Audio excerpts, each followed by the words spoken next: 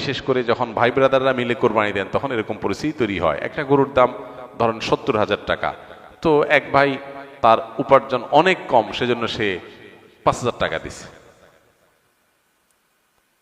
আর বাকি টাকা যেটা আছে সেটা হয়তো বাকি ভাইরা দিস।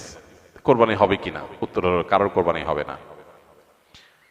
কোরবানিতে যে কোনো একটা পূর্ণ অংশ নিতে হবে, 7 ভাগের একটা পরিপূর্ণ অংশ, 7 ভাগের 1 ভাগ, 7 ভাগের 2 ভাগ, 3 ভাগ, 4 ভাগ, সর্বনিম্ন 1 ভাগ নিতে হবে।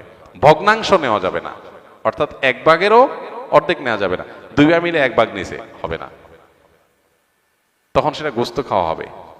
পশু জবাই হয়ে গেছে সহি পদ্ধতিতে, গোস্ত খাওয়া হবে, কিন্তু কোরবানি হবে না। কোরবানি বিশুদ্ধ হইতে হলে প্রত্যেককে পূর্ণাঙ্গ একটা ভাগ নিতে হবে। হ্যাঁ, এখন এমন হতে পারে যে এক ভাইকে আল্লাহ আর্থিক সচ্ছলতা দিয়েছেন, বাকিদেরকে দেন নাই, তো কি হবে?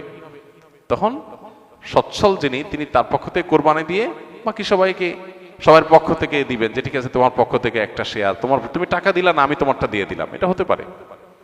অথবা আরেকটা হতে পারে যে ঠিক আছে তুমি অল্প টাকা কামাই করছো, মাত্র 5,000 টাকা আছে, তুমি টাকা না দিলে তোমার কাছে ভালো লাগতেছে না, তুমি টাকা দিলে তোমার কাছে খুশি হবে, তো সেক্ষেত্রে 5,000 টাকা তুমি আমাকে দিয়ে দাও, এটা কোরবানির শেয়ার না। আমি কোরবানিতে এটা লাগাবো সেটা ভিন্ন বিষয়, বাট তুমি শেয়ার হিসাবে দিলে না, এটা হতে পারে।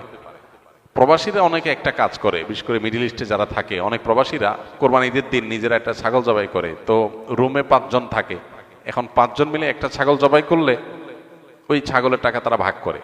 এই যে এক ছাগলে কয়জন শরীক হইতে পারবে, কয়জন কোরবানি দিতে পারবে? 1 জন, ভগ্নাংশ দেওয়া যাবে না। তাহলে 1 জন কোরবানি দিলে রুমের যে কোনো 1 জন কোরবানি দিবে, তো বাকি 4 জন তারা কি বসে বসে খাবে? গোস্ত তো সবাই খাবে, তো এই জন্য তারা 5 জন মিলে ভাগ করে টাকা দেয়।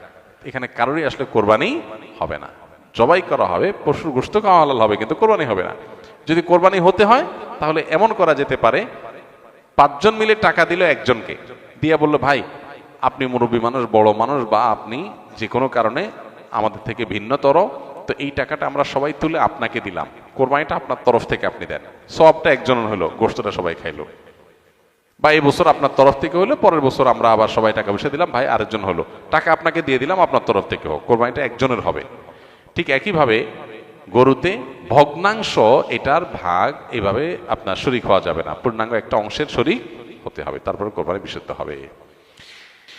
কোরবানির সাথে আকিকা করা যাবে কিনা? কোরবানি করলেন, একই দিনে আকিকা করলেন, জায়েজ আছে, হতে পারে, কিন্তু অবশ্যই আকিকার একটা নির্দিষ্ট সময় আছে, ওই সময় করাটাই উত্তম। ধরেন মানুষের জন্মের কত নম্বর দিনে আকিকা করা সুন্নাত? 7ম দিনে, কোন কোন হাদিসে 14তম বা 21তম দিনে কোথাও আছে। এটা হলো আকিকার একটা সময়, এটা মিস হয়ে গেলে তখন অপশন আছে, পরে করলেও হবে, কিন্তু ইচ্ছাকৃতভাবে এটাকে মিস করে কোরবানির জন্য অপেক্ষা করার তো কোনো যুক্তি নেই। কোরবানির যেরকম একটা সময় আছে, আকিকারও কি আছে? সময় আছে। আপনি বিলম্ব করে ওই পর্যন্ত নিয়ে গেছেন, সেটা তো অবশ্যই একটা ভালো কাজের লঙ্ঘন হলো, অন্তত মোস্তাহাবের খেলাফ তো অবশ্যই হলো, তো এটা অনুত্তম সন্দেহাতীত ভাবে। বাকি একই গরুতে আকিকা এবং কোরবানি দুইটা নিয়ত করলে সেটা হবে কিনা, এটাই না আমাদের মতো পার্থক্য আছে। সন্দেহের ঊর্ধ্বে উঠতে চাইলে, ইখতিলাফের ঊর্ধ্বে উঠতে চাইলে অবশ্যই আলাদা আলাদা পশুতে করাটা উত্তম। বর্তমান জামানায় ইসলামিক গজলের মধ্যে বিভিন্ন থাম্বনেল ইউজ করা হয়, যা অনেকটা গান বাদ্যযন্ত্রের মতো, এই ধরনের গজল শোনা বা অনলাইনে রিলিজ দেওয়া জায়েজ হবে কিনা?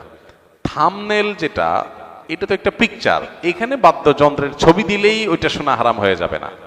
যদি ইসলামী গজল বা গানের কথাগুলোর ব্যাকগ্রাউন্ড সাউন্ডের মধ্যে যদি কোনো মিউজিক থাকে, মিউজিক বাজে সূক্ষ্মভাবে, তাহলে সেটা শোনা না জায়েজ, গুনাহ, শোনা যাবে না। থাম্বনেলের মধ্যে ছবি কি দিছেন না দিছেন, থাম্বনেলে একটা তবলার ছবি দিয়ে দিলেন, কিন্তু ভিতরে প্লে করার পরে ভিডিওটা স্মুথ একদম খালি গলা গাওয়া হয়েছে, সেখানে কোনো মিউজিক্যাল ইনস্ট্রুমেন্ট ব্যবহার করা হয়নি, তো এটা হারাম হবে কেন? মিউজিক শোনা হারাম, মিউজিকের ছবি দেখা কি না দেখলে হারাম হবে না, বিধায় আপনার থাম্বনেলের ছবি কি আছে না আছে এটার জন্য ভিডিও হারাম হবে না। তবে হ্যাঁ, আজকাল অনেক আপনার গজল, ইসলামী সঙ্গীত বের হয়েছে যেগুলোতে সূক্ষ্মভাবে মিউজিক আছে, আপনি একটু মনোযোগ দিয়ে শুনলে বোঝা যায় যে মিউজিক ব্যবহার করা হয়েছে, সেগুলো শোনা হারাম। এগুলো আপনার খুবই সূক্ষ্মভাবে মানুষকে হারামের দিকে নিয়ে যায়। আমরা হয়তো ইসলামের কথা শুনে আল্লাহর কথা শুনে, কোরআন হাদিসের কথা শুনে, ভালো কথা শুনে আমরা এগুলোকে শুনি, কিন্তু নিজের অজান্তে আমি হারামে লিপ্ত হয়ে যাচ্ছি। এগুলোর উপর আমাদের সতর্ক থাকতে হবে। ফ্রেশ খালি গলা গাওয়া হয়েছে এবং সেখানে মিউজিক্যাল কোনো ইনস্ট্রুমেন্টের ব্যবহার করা হয় নাই, শুধু সেগুলো আপনি শুনতে পারবেন। আল্লাহ আমাদেরকে আমাদের তৌফিক দান করুন। জাযাকুমুল্লাহ খাইর। সুবহানাল্লাহ ওয়া বিহামদিহি, সুবহানাকাল্লাহুম্মা ওয়া বিহামদিক।